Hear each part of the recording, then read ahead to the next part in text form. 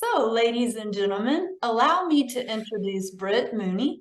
He is a pastor, he is a father, he is a husband, and he is also a former missionary. He also loves doing podcasts. His podcast is called Kingdom Over Coffee, and his heart's desire is to bring people closer to Christ and to share the real deal and struggles and where is your faith at work.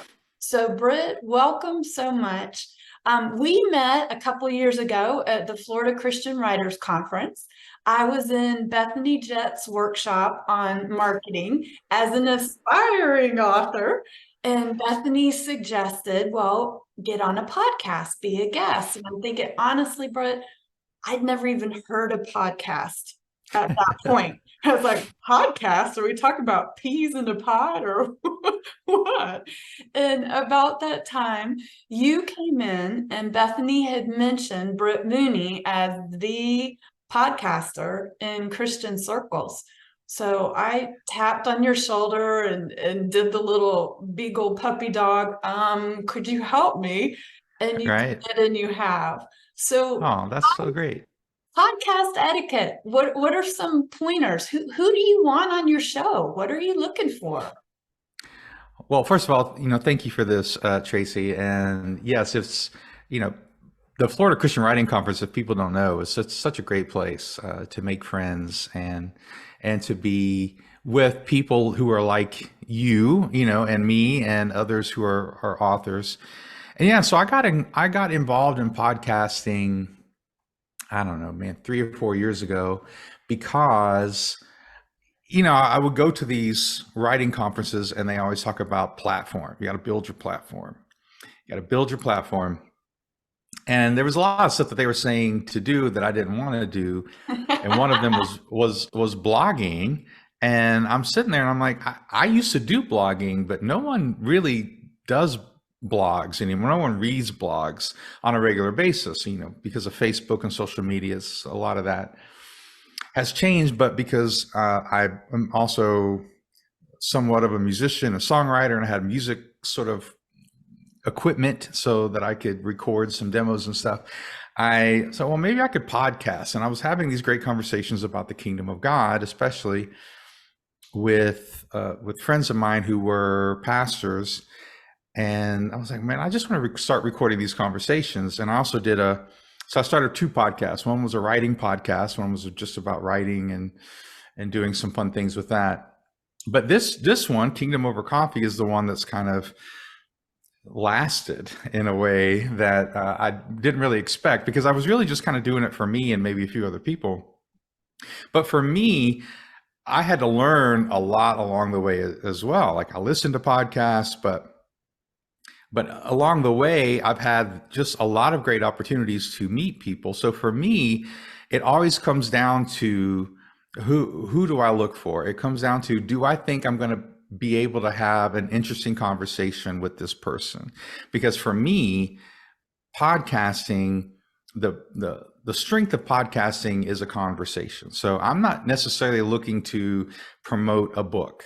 I will. I mean, if it's but to me, the best promotion of someone's book is them having a great conversation and them talking about interesting things, whether it has to do with their book or not. I mean, generally you want it to try to be close. So for me, what I'm looking for are people who are going to have a great conversation about the kingdom of God or about Christ or about following God. And I love great stories. And so I try to get into some, people's stories about where they've come from and things that they've overcome to kind of get where they are and what they've learned about what it means to live under the rule and reign of Jesus Christ. And when you do that, things change. When you live under that rule and reign, things change. So I try to just find people who will have a good conversation around a topic. It could be anything, because I think the rule and reign of Jesus is about every part of your life. So it can really be about everything. It's just kind of infusing those everyday moments with that sort of idea. So that's kind of what I look for. Great conversation, people who have great stories and something to say. Okay, that's a good start. I know funny stories as I'm learning this. My whole heart is to help other aspiring writers. It's scary enough, as you know, as an author, to create a manuscript, and then you get a contract, and you're like, what? And then they say, what are you going to do to market? And I'm like, I thought that's what you guys did. So Right. last week I met with Sandra Barella, and she does virtual book tours, which is a really cool concept across the nation. And her Mm-hmm. ministry is just for Christian writers. But while we were recording, I have a fat dog who's 90 pounds, and he had come in the office and he was sleeping below my feet, and he started snoring so loudly. And I was like, oh my goodness, people are going to think that I'm dubbing in that sound effect. And, fortunately, the snores didn't come through, but that's just like a little funny something. What's something funny that's happened during one of your podcasts that you just sort of like rolled with? Oh man, so I have a dog too, and it doesn't happen a lot, but there are sometimes. So I'm here in my kitchen, and the front door is right over here, and I'm a little more mobile with my setup. And if there's a knock on the door, then my dog will bark like she's going to, rip somebody in half. She will probably only lick you. I mean, she's never bitten anyone ever, but she will probably just lick people, and befriend them. But she sounds like she's just gonna tear people a new one. But so that's something that happens. And I was interviewing. Actually, I had this amazing chance, and again, was totally God. I had the amazing chance to interview Shanti Feldhen, or she's written some books, and she wrote these books that my wife and I used to use when we would do premarital counseling about for women only and for men only, and I just because I knew a pastor, and we were talking, he was like, hey, I know this author if you want to talk to her. Well, we were in the middle of the interview, and her cat walks across the keyboard and just wouldn't stop. Like, just, so I had to go back.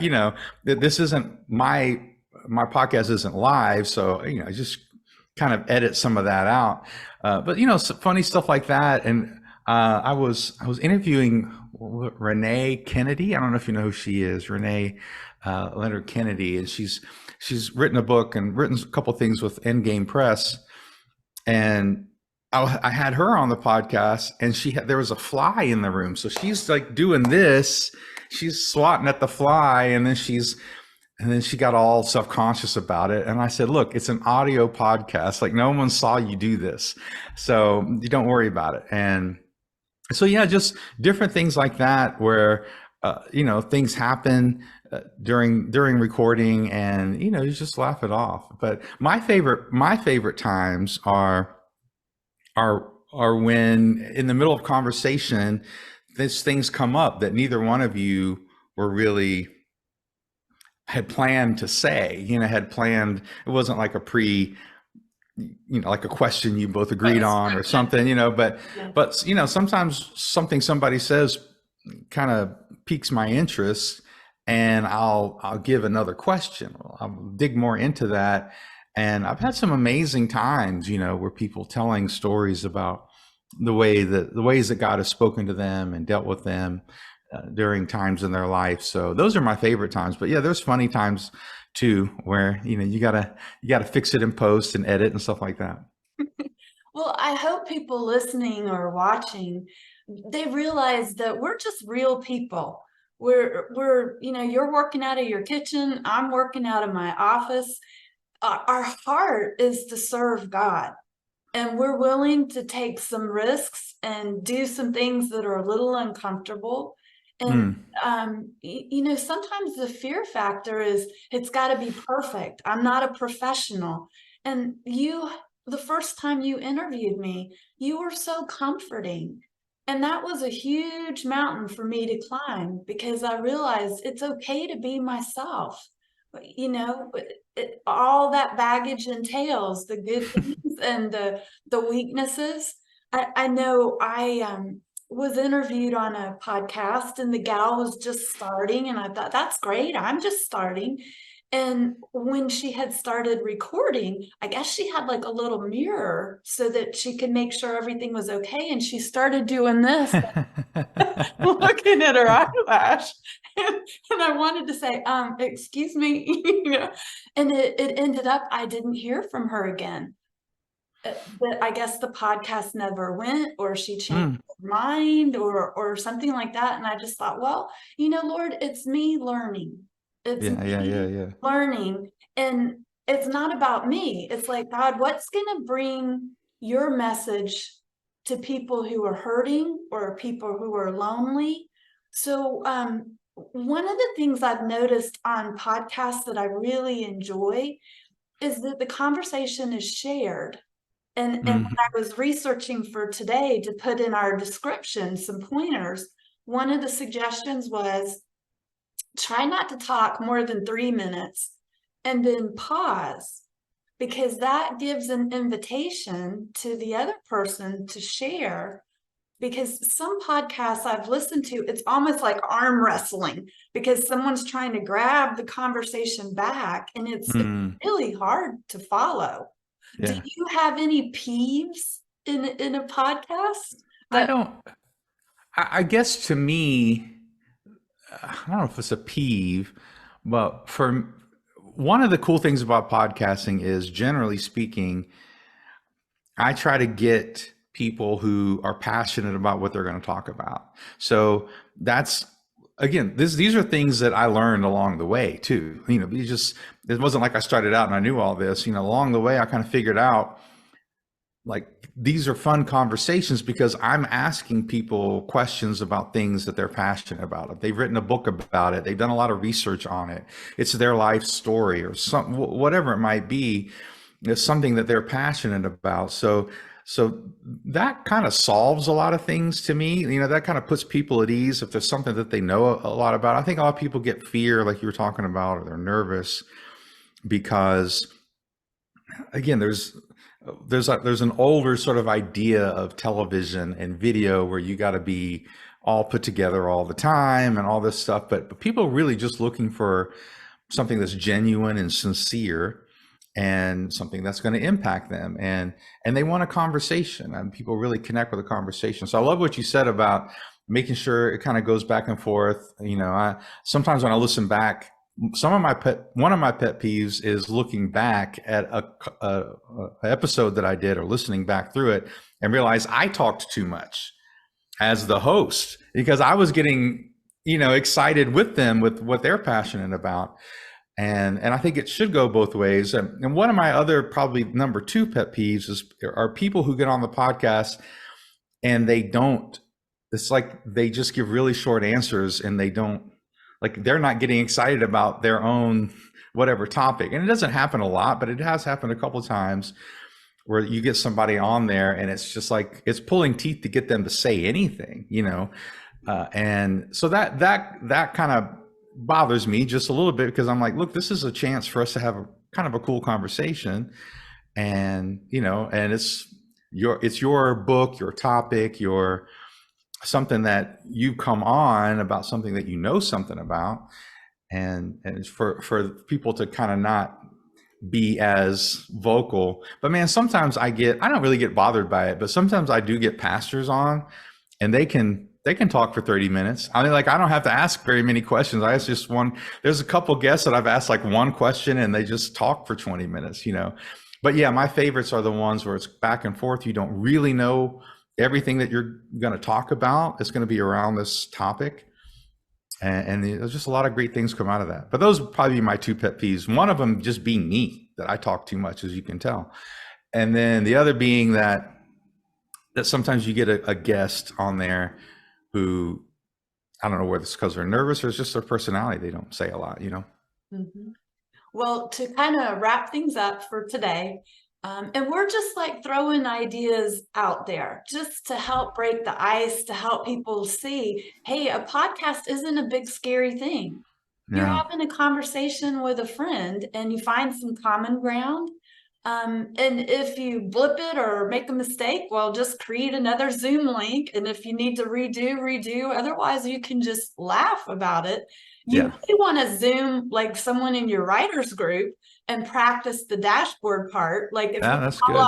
if we all fall off the cliff at this because I hit end meeting, y'all just laugh because it's me still learning how to navigate the dashboard and watch the clock and try to keep my guests engaged. So, Britt, I didn't give you this question ahead of time. So, if you need a minute to think about it, okay? Okay. Where have you seen God work through a podcast and you knew beyond a shadow of a doubt that that podcast touched a heart or a life, maybe where nothing else would have been able to access that person at that time? Mm. That's a great question. I don't know about where it's maybe specifically, but I know that there was one episode that happened early on, and I was getting a couple hundred downloads an episode, right? I mean, which I didn't realize at the beginning was actually good. You know, I was like, oh, it's only a couple hundred, and friends of mine in podcasting were like, dude, that's actually amazing. And I was like, oh, but it was early on, and I was having a lot of conversations with my mentor, Chris Strong. And we was around Father's Day, and we had one specific episode where we talked about God as Father and what that meant. And it went viral. Like I don't even know what to say about it. You know, it was a good episode, but I think a lot of them were good. But this one particularly, someone must have shared it, or it just snowballed. And I looked at it a few days later, and I had like 1,700 downloads. I got almost 2,000 downloads in the end because of it. And something about that topic, about how, you know, we need a father and God is the father, and we just kind of dove into that, really connected with people. And other times, you know, I've had conversations with missionaries, and one of my publishers actually, and they were already signed on. I was already signed to do the book with them, but you know, we were having a meeting, and he called me. You know, we called, Zoomed or whatever for the meeting, and he was like, "Man, I just listened to your latest episode with this person, and it was on missions, and it's just so, you know."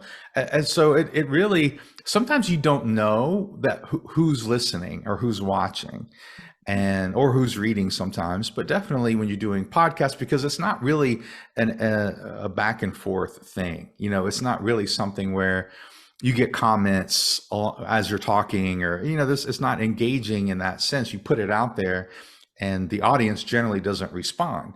But sometimes it's where somebody says, man, when you talked about this particular episode really ministered to me.